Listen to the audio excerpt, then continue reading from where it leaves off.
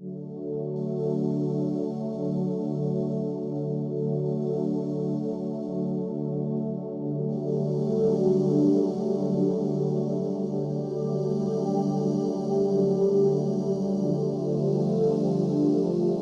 with Professor M. School, our chief guest, a renowned gastroenterologist and discoverer beyond compare.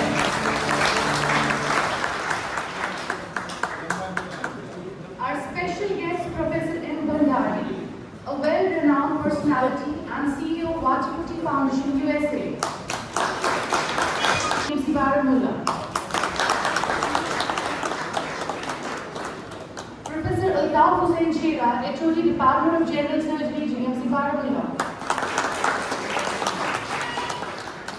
Dr. Hakeem Waqar Ahmed, Associate Professor, Department of General Surgery, GMC Baramulla. Kindly have your seats on the stage. Next, I request Professor Govt to present a memento to Professor M. Bhandari.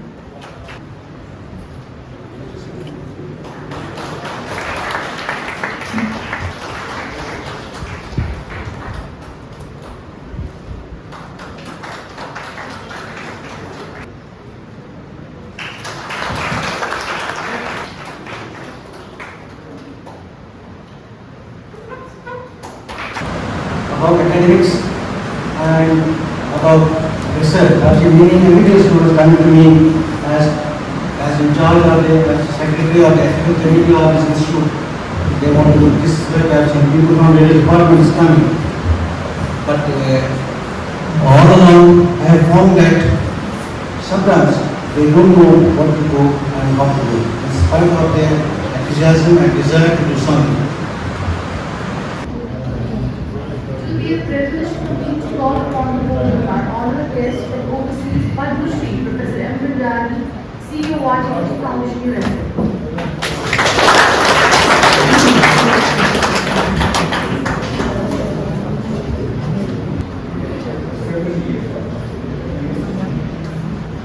But it was faced with the name today. So, thanks, Madam Chancellor, you deserve another compliment.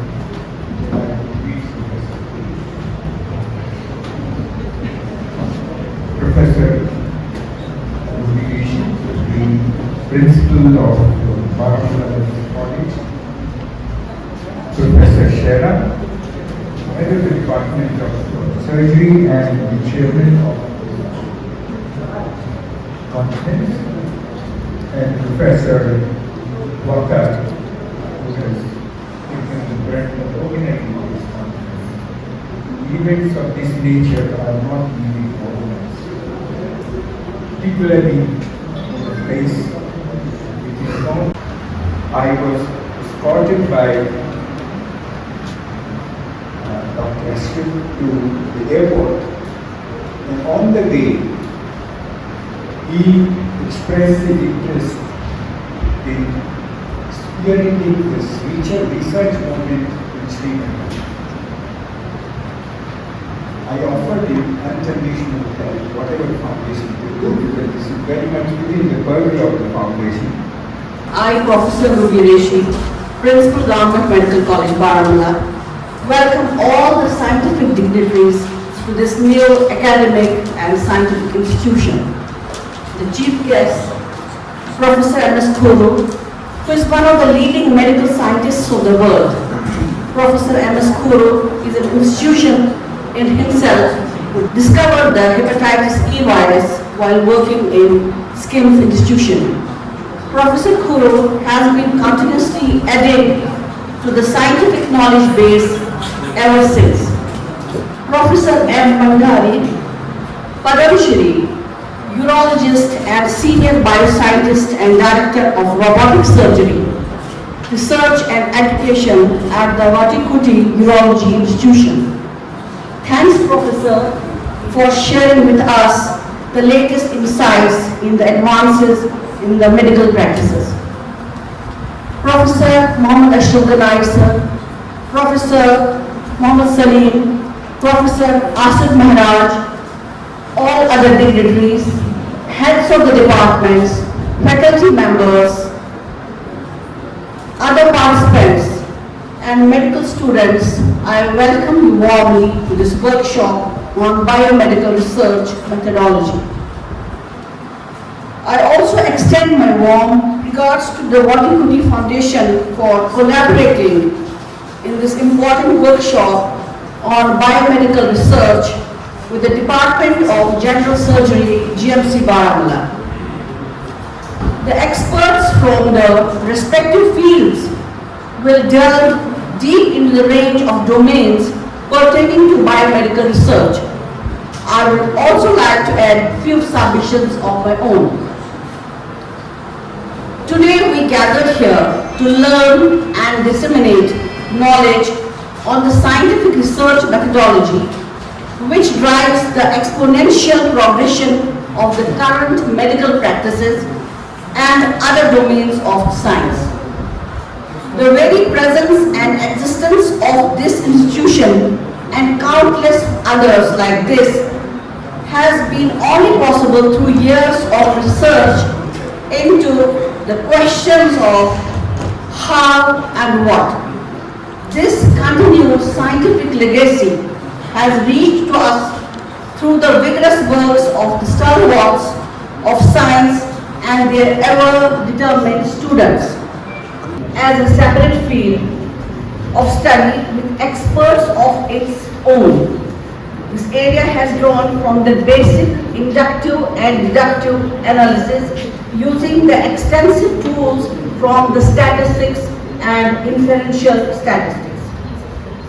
It is equally important to express into precise and comprehensive manner what you discover or explore during the course of research.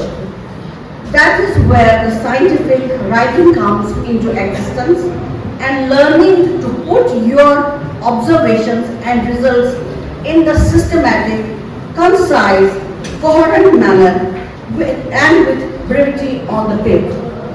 There are some basic codified principles of scientific writing which must be explored and learned and implemented while writing your scientific manuscripts. The scholars also need to take into consideration the necessary research ethics so that the fine line between advancement of the scientific knowledge and the rights and interests of the individual research subjects are not violated. Also, the research scholars need to be novel and innovative while conducting research on the problem areas. The originality of the work is of paramount importance in order to further add and contribute to the vast scientific knowledge pool, thereby ensuring greater good to the society.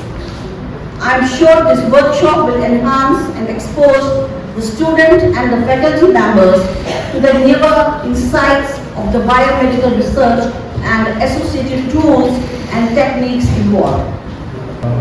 Today, I feel honored to be here as a chief guest and would be very proud to say that I'm sharing this stage with Dr. Bandari, whose talk, which was so inciting and so exciting to all the youngsters about robotic surgery. You heard about that. Madam Principal, Professor Ruby Deshi, my dear friend, Professor Altaf Sanchera, Dr. Vikar, several people who are in the front and the second row and maybe down in this hall. I know so well. I spent maybe all of my careers, Dr. Rieto, Dr. Matul, Dr. Salim, Ashraf, my dear friend. We are hearing so much about this young lady, and I'm sure all of you are hearing so much. And thank you very much for calling me here and giving me this honor. when Dr. Altaf joined me a few weeks back and told me about this conference. I was so excited to discuss all about what I would not be able to say about research and what should be the concept of research. I'll just give you a few feelings about that. The first thing is the question, should doctors do research? And that's the question which all of you have to ask yourself, and I can give you an answer. And my certain answer is the doctors are meant basically for patient care. That's the number one, because somebody's life is at your hand, and you have to show so much empathy while delivering that medical treatment to that individual who's your patient. The second is you have to carry the light on to the next person that will do the teaching. And then a lot of doctors told me that if we are involved in practice, and if you are involved in teaching, why is the time for research? And why should we do research? Is it waste of time? I would say that if doctors don't do research, then medical research cannot be done. It is not possible to do biomedical research, leaving the basic research which is in the laboratories, which is fundamental aspects of research. Biomedical research can only be done by doctors. The reason for that is, how do you, Professor Roberishi asked a very good address, that why should you research? You have a question, you have to find an answer. And who has the question? The question is with you. You are dealing with day-to-day practice. You have your own questions, everyday practice.